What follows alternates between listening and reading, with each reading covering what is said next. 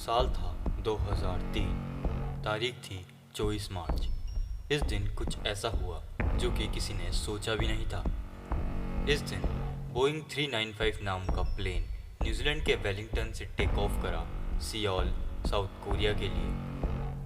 Flight उड़ने के ठीक 1 घंटे तक सब सामान्य चल रहा था। फिर कुछ ऐसा हुआ जो आपके रोंगटे खड़े कर देगा।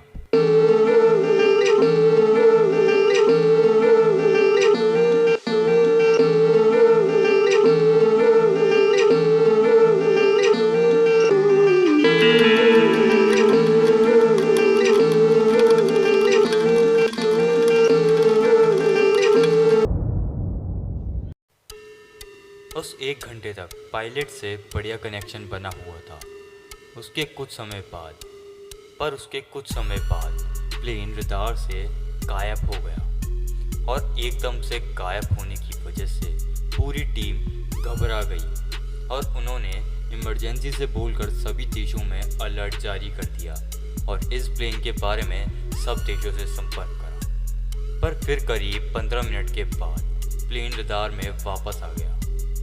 पर इस बार वो प्लेन ज़्यादा समय के लिए नहीं आया था। वो सिर्फ 30 से 40 सेकंड के लिए आया और वो फिर से रडार से गायब हो गया। उस 30 सेकंड के लिए ना तो किसी पायलट से बात हो पाई, ना ही पैसेंजर्स की टीम से। इसकी वजह से टीम काफ़ी ज़्यादा घबरा गई थी। प्लेन को 5 घंटे का सफ़र करना था, पर अब उसको टेक ऑफ के बाद 3.5 घंटे हो चुके थे। ना तो प्लेन किसी देश तक पहुंचा और ना ही उसका कुछ पता लगा। अब उस फ्लाइट को गायब हुए 3 दिन होने में आ गए थे और टीम की जो घबराहट थी वो काफ़ी ज़्यादा खतरनाक लग रही थी। पर फिर 3 दिन के बाद टीम के लीडर के पास एक कॉल आता है और वो कॉल होता है साउथ कोरिया की एयरफोर्स के चीफ का। तो साउथ कोरिया के जो चीफ होते हैं वो बताते हैं कि जो आपका प्लेन खोया था उसकी लोकेशन मिल गई है और उसकी लोकेशन नॉर्थ पोल साइड बताते हैं। तो उन्होंने अपने एयरफोर्स को तैयार करा और जल्द से जल्द नॉर्थ पोल की साइड उन्हें भेजा। उस टाइम तक वैसे तो काफ़ी सारी फ़्लाइटें इस तरीके से गायब हुई थी, पर यह फ़्लाइट इसलिए इम्पोर्टेंट थी क्योंकि इसके अंदर वेलिंगटन के 8वें बिलीनियर बैठे थे और उनका गायब होना एक बहुत बड़ी समस्या हो सकती थी। नॉर्थ पोल जाने पर प्लेन तो मिला, पर वो प्लेन नहीं था जो गायब हुआ था। जी हाँ, वो वाला बोइंग 395 प्लेन उन्हें मिला ही नहीं। उन्हें कोई और प्लेन मिला जो कि कभी पहले गायब हुआ था। प्लेन की रिसर्च के बाद पता लगा कि वो प्लेन करीब 30 साल पहले खोया था और वो अब मिला।